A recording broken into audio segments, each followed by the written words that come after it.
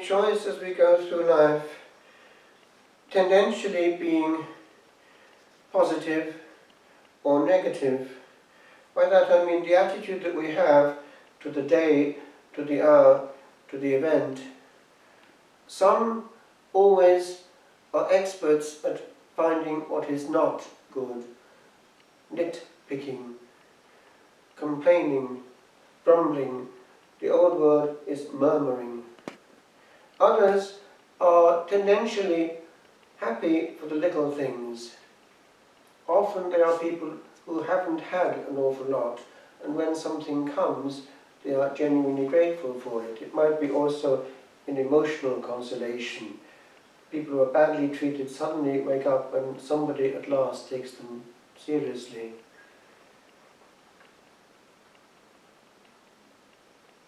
This scene of the grumbling of the Jews after an act of spectacular kindness sums it all up.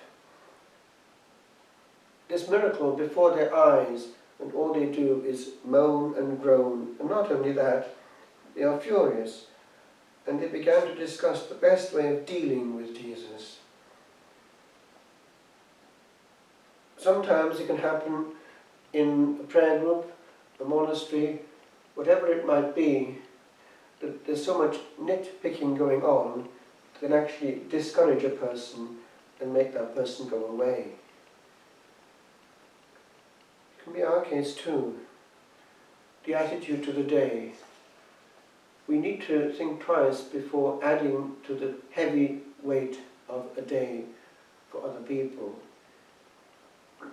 We're remembering today, it would have been her birthday, Anna, who, despite atrocious suffering, managed always to give a spark of unexpected joy by peppering what she said with a speckling of mischief. And it was something that one will never forget and should be actually warned by. We are not ourselves every moment in atrocious pain, and we yet find something to grumble about. It would be wise to remember Anna before opening our mouths for a grumble.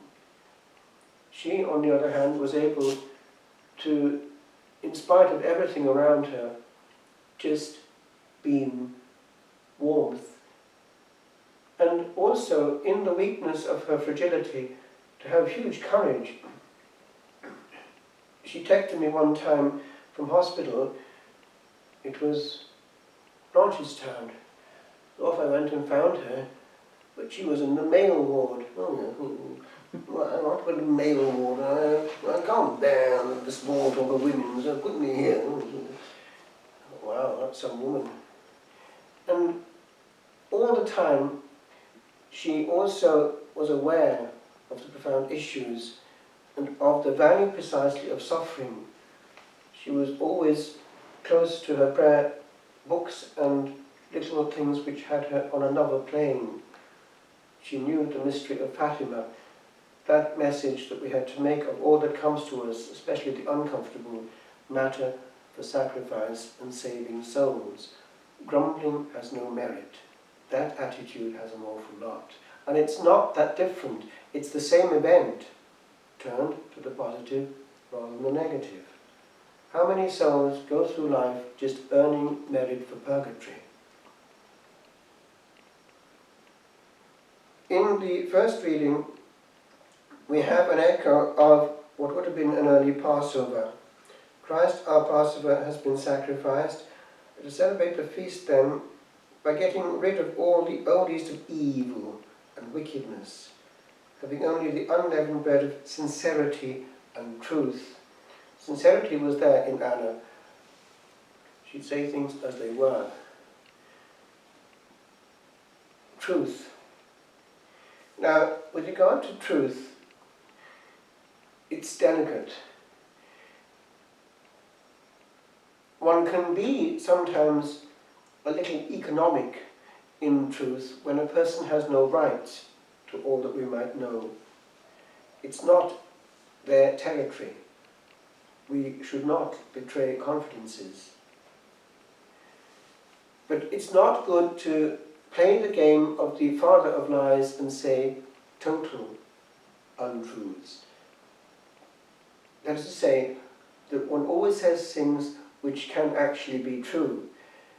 Now, in moral theology, one talks about mental reserve, mental reservation. It's a way of avoiding that one is doing that very fundamental sin of Satan, which is a lie.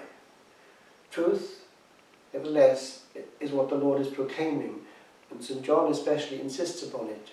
Truth, truth, and it has a higher meaning, aletheia, in his biblical language. And so we should avoid direct lies. We also lose our credibility if we engage in them. Sooner or later we're found out.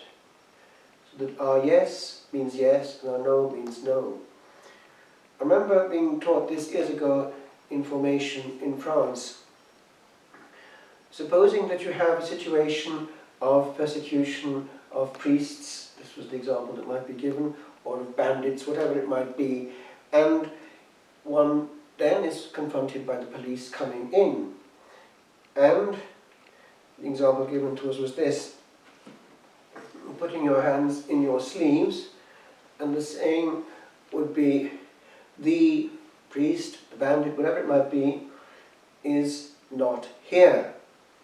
But you're making the mental reserve of he's not within my big sleeves. Now, it's a little game, but it's important to be aware of it, because you must not ever say a lie fully.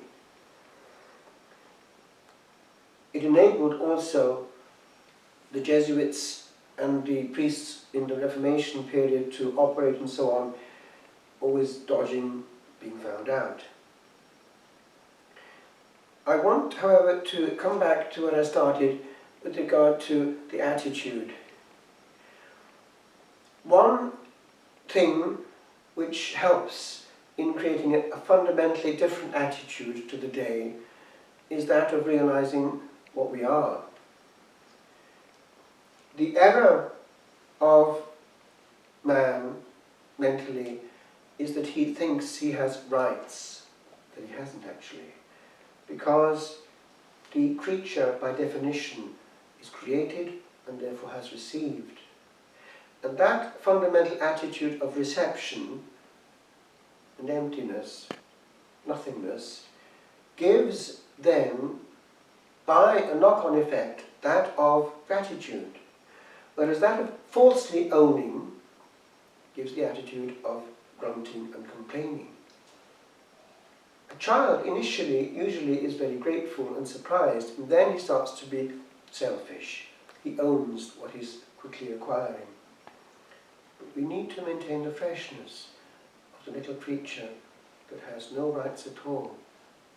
And actually we're surprised by the wonderful things that then come out of nowhere, about which one never thought. Back in France, I was given this commentary of the Carthusian observances, and it was a very interesting old book which had formed many novices, and there was one passage in it which told the anecdote which had happened in the order that one day one of the fathers had been found unexpectedly not having eaten his meal which came to the guichet. So they had to go in and see what was going on, and he was found at his table in the refectory in the cell, as to read by the window, and he was in tears. What's the matter? And he went on in this vein, which was quoted: I'm just overwhelmed. This fish in my dish was by great effort caught for me somewhere in the sea. It was brought back to the port, it was processed and taken and got eventually to the monastery, was prepared by one of the brethren, cooked and brought to me by someone else, and I found it in the guichet, and I haven't really understood what this gift is. I just can't believe how good God is. And he wept. And it was given to us as a lesson: always be grateful and don't complain in your cell. It's far more matter for complaining where old Nick is, who had all his rights, and has now his kingdom of his own. But he's never happy, never will be, and doesn't want anyone else to be happy either. So, as we remember Anna, I came across again this, which I wrote just after hearing what she said. This was written on the 28th of December. And she, I think, texted me this. Yeah, it was the actual words in her text. They are just giving me weeks. So even though you've heard it before, since I've got it before me, I'll read it again. Because that was when I realised, okay, it's the countdown. Burn out, faint twinklet, and ignite a star that will shine on upon the aeons long. And when thy journey is o'er, there from afar, beam down upon our night, and bid thy song from depths of ether wings at times be heard by them that saw thee go. There, where must go each traveller of the cosmos, briefly stirred by echoes of a whimper, none shall know. Yet thy faint voice will not tomorrow die as quickly as thy face. For space there is within the soul of man, where sorrows lie, in morrows left behind. For what is his of being sparked is marked for us a while, and aeons twinkle on in soft a smile.